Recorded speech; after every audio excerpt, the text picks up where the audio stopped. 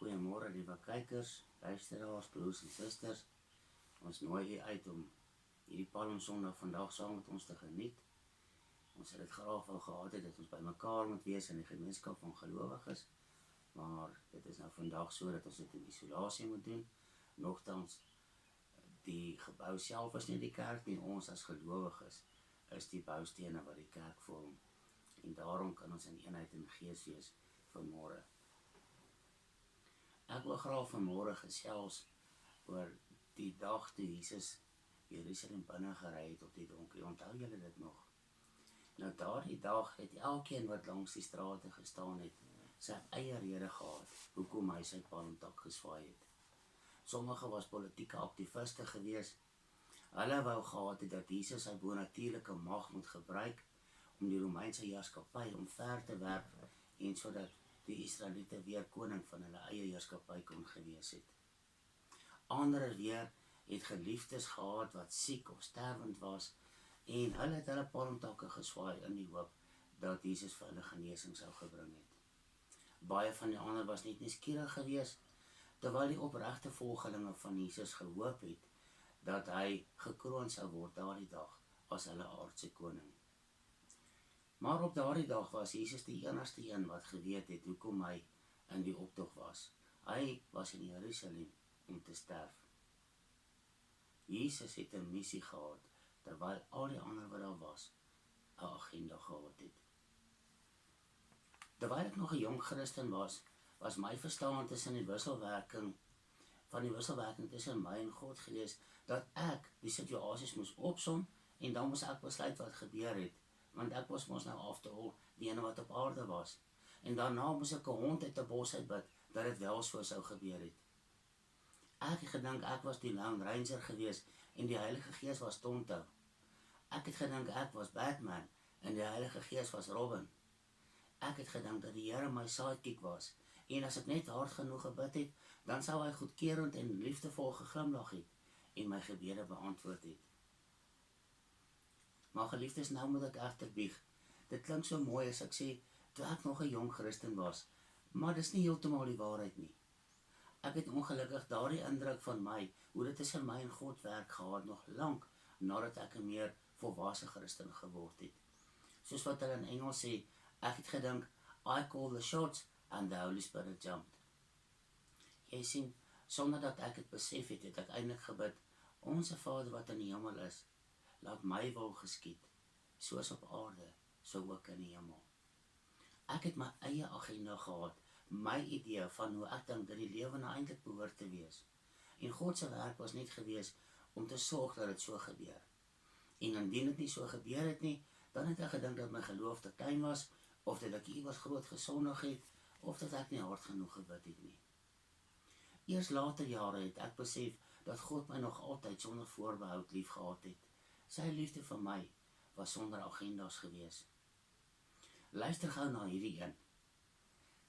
Here, ek het sy werk verloor. Gee asseblief vir hom 'n ander werk. Hy het 'n vrou en kinders om voor te sorg. Amen. Ag, dit klink so mooi, né? Hierdie edele gebed van my. Totdat jy die asseblief uithaal uit die gebed, dan word die ware natuur van my gebed, of my sogenaamde gebed, baie duidelik. Dit was eintlik 'n opdrag aan God gewees, met 'n regverdiging in kodetaal aan die einde. Voordat ek verduidelik, kom ons luister gou na hierdie selfde gebed, sonder die woord asseblief in. Here, ek het sy werk verloor. Gee vir hom 'n ander werk. Hy het 'n vrou en kinders om voor te sorg. Nou klink dit nie meer so mooi nie, né? Ek het sy werk verloor en volgens my opsomming van die situasie, moes hy so gou as moontlik 'n ander werk kry. Toe het ek begin om my wil in die situasie te bid. Gee asseblief vir hom 'n ander werk. En o ja, daai laaste stukkie oor die vrou en kinders om voor te sorg, dit was eintlik kodetaal gewees en ek het dit later in my lewe eers besef. Daardie kodetaal het beteken en maak gou. So, kom ons luister nou as ons die kodetaal vertaal en as ons die asseblief uithaal, hoe klink dit? Here, ek het sy werk verloor. Gee vir hom 'n ander werk en maak gou. Dit was eintlik wat my gebed gesê het vir God. Niks anderster as 'n opdrag nie. En ek sê nie dat elkeen wat so bid, soos wat ek nou gebid het, verkeerd bid nie. Ek vertel net van my reis, hoe ek bewus daarvan geraak het, dat ek my eie agendas gehad het, in my wandel met God. Ek het lank so gelewe, maar my lewe het nie getuig van die oorwinnings, en die wonderlike dinge wat ek in ander mense se lewens gesien het nie. Eers heel wat later, het ek begin verstaan, dat ek my eie agendas gehad het, en dat ek het net wel gehad het, dat God het moet implementeer. Ek was mos die een, wat beter geweet het. En die gevolg was, dat daar 'n frustrasie en woede in my hart, teenoor God ontstaan het.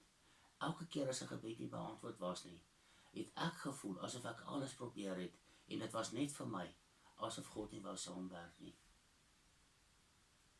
En geliefde, is een van my gunsteling skrifte in die Bybel, is daar een in Jeremia 29 vers 11, kan ek hom gou vir julle lees.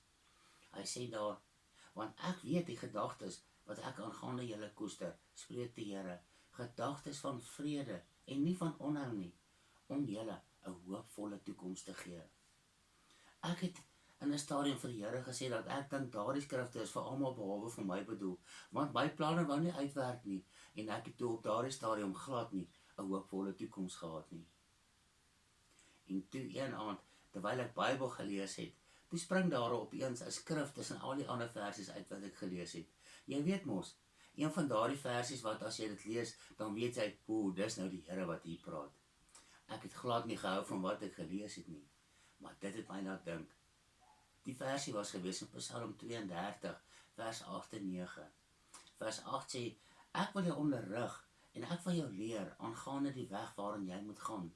Ek wil jou raad gee, en my oog sal op jou wees. En die Heilige Gees sê vir my hier in hierdie versie, ek wil jou graag wys, ek wil jou leer, en ek wil jou raad gee. En dan sê hy in vers 9, moet nou nie wees soos 'n perd of soos 'n donkie, wat geen verstand het nie. Want 'n mens moet tem, met 'n toom en 'n teel in sy tuig, anders dan kom hy nie naby jou nie. Die Heilige Gees het daardie aand vir my gesê, dat ek so steek soos 'n donkie was, en dat hy my graag wil leer, wat die pad is wat ek moet volg, maar ek wou nie luister nie. Ek het net my eie idees gehad, van hoe ek dink, dat dit moet wees. Nou ja, daardie skrif het my seer gemaak, maar die waarheid het mos maar so 'n manier. Van toe af het ek minder steeks probeer wees, maar dit sou nog 'n hele rukkie wees, voordat die liggie begin aangaan het. In die tydperk daarna, het die Heilige Gees my nog 'n paar skriffies laat uitstaan. Nou, voordat ek julle van die volgende skriffie vertel, Charles Spurgeon, daardie beroemde prediker van Engeland, het op 'n stadium gesê, hy is so bly dat God hom uitgekies het, voordat hy gebore was, want as hy moes gewag het tot nadat hy gebore was, dan sou hy hom glad nie gekies het nie. En dit bring my by hierdie volgende versie, wat die Heilige Gees vir my laat uitstaan het, in Efesiërs 2 vers 10. En hy sê daarso, want ons is sy maaksel, geskape in Christus Jesus, tot goeie werke, wat God voorberei het, sodat ons daarin kan lewe. Ek het oor hierdie versie begin nadink, en ek het toe begin verstaan, dat ek nie die een was, wat die planne moes maak, en God die een was, wat moet sorg, dat het uitgevoer word nie. Nee, dit was net mooi andersom. God het die planne geken, wat hy vir my gekoester het. Hy het my gemaak tot goeie werke, wat hy vir my voorberei het. Jy sien, voordat ek nog gebore was, het God eers die goeie werke beplan.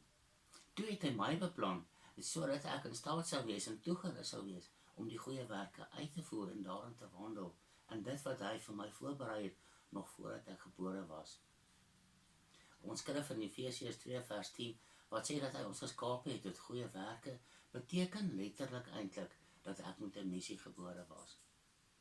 En nou, onthou julle, nou het ons gesê, dat Jesus het geweet, hy was in Jerusalem gewees om te sterwe, want hy was op 'n missie. Elkeen van ons wat gebore is nie sommer net gebore nie. Jy is gebore om te wandel in goeie werke, wat God vir jou voorberei het. En net soos Jesus met 'n missie gebore was, is jy ook met 'n missie gebore. Ons bestaan nie sommer maar net nie. Ek is gebore met 'n rede, met 'n doel, en met 'n baie spesifieke opdrag. Net soos Jesus, het ek en jy 'n lewensmissie. Ons talente, ons persoonlikheid, alles wie ons is en alles wat ons is daarop ingestel om ons toe te laat, om ons missie suksesvol hier op aarde te voltooi. Die tweede skrifgie wat uitgestaan het, was in Johannes 5 vers 19. En daar staan geskrywe, Jesus het toe geantwoord en vir hulle gesê, die seun kan niks uit homself doen, tensy hy dit die Vader sien doen nie. Want alles wat hy doen, dit doen die seun ook net so. En hier was 'n kosbare lewensles wat ek geleer het. Ek moes afleer om situasies op te som, om te redeneer wat volgende moet gebeur en om 'n aksieplan uit te werk. Geliefdes, ek is bietjie hartseer vanmôre om te rapporteer dat hierdie proses in my lewe nog nie heeltemal voltooi is nie, maar ek werk daaraan.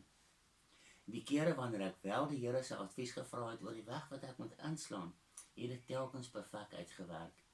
Ek het begin leer hoe belangrik drome en visioene was, om my te help om te sien wat die Vader gedoen het, en daarna kon ek dit net so doen.